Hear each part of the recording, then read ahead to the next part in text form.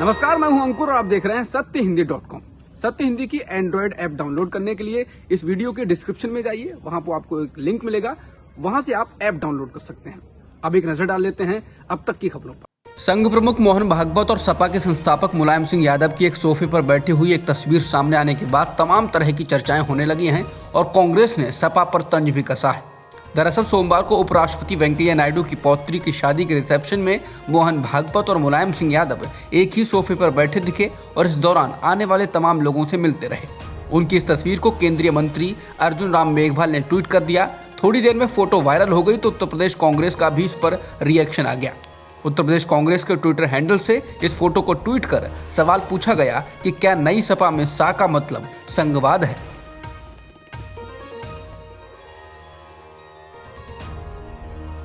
प्रधानमंत्री नरेंद्र मोदी आज प्रयागराज के परेड ग्राउंड मैदान में महिला सशक्तिकरण सिर्फ बात नहीं कार्यक्रम के तहत 75 जिलों की महिलाओं को सम्मानित करेंगे। प्रधानमंत्री इस दौरान करीब 2,73,000 महिलाओं से संवाद करेंगे। महिलाओं के लिए खाना पीना, यातायात और सुरक्षा के इंतजाम किए गए हैं। इस कार्यक्रम में प्रधानमंत्री मोदी के अलावा मुख्यमंत्री योगी आदित्यनाथ और आधा दर्जन मंत्रियों के साथ विधायक और सांसद भी मौजूद रहेंगे। पीएम मोदी जहां प्रयागराज में होंगे तो समाजवादी पार्टी प्रमुख अखिलेश यादव भी आज मैनपुरी में गर्जना कर रहे होंगे। समाजवादी पार्टी की 8वें चरण की विजय यात्रा रथ मंगलवार को मैनपुरी से शुरू होगी। इस दौरान सपा के राष्ट्रीय अध्यक्ष अखिलेश यादव क्रिश्चियन मैदान में सुबह 11 बजे जनसभा को संबोधित करेंगे। वहीं रैली के बाद पूर्व सीएम विजय रथ पर सवार होकर एटा के लिए प्रस्थान करेंगे। मैनपुरी के बाद एटा में भी पूर्व सीएम रैली को संबोधित करेंगे। बीजेपी के पूर्व विधायक कुलदीप सिंह सेंगर को दिल्ली की एक अदालत ने उन्नाव बलात्कार पीड़िता के परिवार के सदस्यों और उसके वकील की सड़क दुर्घटना में मौत के मामले में सबूतों के अभाव में आरोप मुक्त कर दिया है। सेंगर के अलावा 5 अन्य को भी आरोप मुक्त कर दिया गया है। अतिरिक्त मुख्य मेट्रोपॉलिटन मजिस्ट्रेट रविंद्र कुमार पांडे ने फैसला सुनाया कि सेंगर और 5 अन्य सह आरोपियों कोमल सिंह, अरुण सिंह, ज्ञानेंद्र सिंह, रिंकू सिंह और अवध सिंह के खिलाफ कोई सबूत नहीं है। कोर्ट ने कहा कि शिकायतकर्ता और उसके परिवार के सदस्यों के मौखिक बयान के अलावा आपराधिक साजिश के संबंध में किसी भी तरह का कोई सबूत पेश नहीं किया गया है। यह अदालत के रिकॉर्ड के साथ संलग्न नहीं किया गया है। बता दें 27 जुलाई 2019 को उत्तर प्रदेश के रायबरेली जिले में आ रहे एक ट्रक की कार से टक्कर हो गई, जिसमें बलात्कार पीड़िता की मौसी और एक वकील की मौत हो गई थी। जम्मू कश्मीर परिसीमन आयोग ने विधानसभा में जम्मू क्षेत्र के लिए 43 और कश्मीर घाटी के लिए 47 सीटें रखने की सलाह दी है। इसके अलावा पाकिस्तान अधिकृत कश्मीर के लिए 24 सीटें छोड़ने के लिए कहा गया है। इसका असर ये हुआ कि अतिरिक्त 7 में से 6 सीटें जम्मू और कश्मीर को सिर्फ 1 सीट दी गई है। घाटी के राजनीतिक दलों ने इसका पुरजोर विरोध किया है। सोमवार को हुई बैठक में इस मसौदा प्रस्ताव पर बातचीत हुई। इसके साथ ही अनुसूचित जाति के लिए 7 और अनुसूचित जनजाति के लिए 9 सीटें छोड़ने को कहा गया है। आयोग ने इस बैठक में कई सांसदों व नेताओं को बुलाया और उनसे बातचीत की। नेशनल कॉन्फ्रेंस के नेता उमर अब्दुल्ला ने परिसीमन आयोग के मसौदे को खारिज कर दिया है। उन्होंने कहा कि जम्मू कश्मीर परिसीमन आयोग का मसौदा प्रस्ताव अस्वीकार्य है। नए बनाए गए 6 विधानसभा क्षेत्रों में से सिर्फ एक कश्मीर घाटी को दिया जाना 2011 की जनगणना के आंकड़ों के अनुकूल नहीं है। उन्होंने कहा यह निराशाजनक है कि आंकड़ों पर विचार करने के बाद सिफारिश करने के बजाय परिसीमन आयोग ने बीजेपी के राजनीतिक एजेंडे को लागू किया है।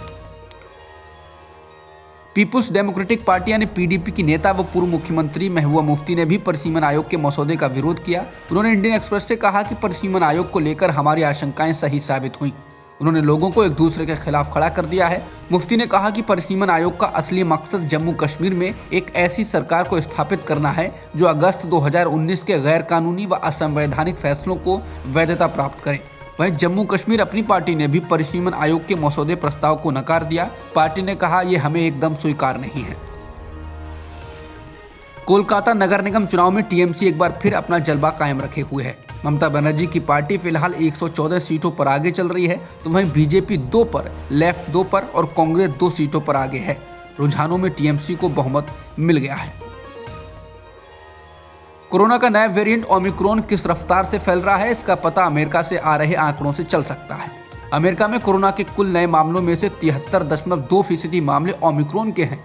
उधर विश्व स्वास्थ्य संगठन यानी WHO ने इस महामारी को रोकने के लिए बड़े कदम उठाने पर जोर दिया है। अमेरिकी राष्ट्रपति जो बाइडेन भी कह चुके हैं कि ये वेरिएंट तेजी से फैल रहा है। इसे देखते हुए कहा जा रहा है कि अमेरिका में फिर से कुछ पाबंदियां लगाई जा सकती हैं। लेकिन बाइडेन प्रशासन का कहना है कि अभी उसकी पाबंदियां लगाने की कोई योजना नहीं है। भारत में ही ये वेरिएंट कुछ ही दिनों में कई राज्यों में पहुंच चुका है। ओमिक्रॉन का यह आंकड़ा बेहद डराने वाला है। अमेरिका के उत्तर पश्चिम प्रशांत, दक्षिण और मध्य पश्चिम के कुछ हिस्सों में तो कुल नए मामलों के 90% इस वेरिएंट के हैं। ऐसे समय में ओमिक्रॉन से पूरी दुनिया में एक बार फिर बड़ा संकट खड़ा हो गया है। फ्रांस, जर्मनी, ब्रिटेन जैसे देशों में नए कोरोना के एक बार फिर रिकॉर्ड मामले आ रहे हैं। WHO ने लोगों से अपनी छुट्टियों के प्लान्स को रद्द करने की अपील की है ताकि सार्वजनिक स्वास्थ्य की रक्षा की जा सके। WHO के प्रमुख डॉक्टर टेड्रोस एडनॉम घेब्रेयेसस ने कहा, कार्यक्रम रद्द करना जिंदगी को खतरे में डालने से बेहतर है। बता दें, फ्रांस और जर्मनी सहित कई देशों ने कोविड के प्रतिबंधों को कड़ा कर दिया है और त्योहारों के मौसम में यात्रा पर प्रतिबंध लगा दिया है। वहीं नीदरलैंड्स ने क्रिसमस के दौरान देश में सख्त लॉकडाउन का ऐलान किया है।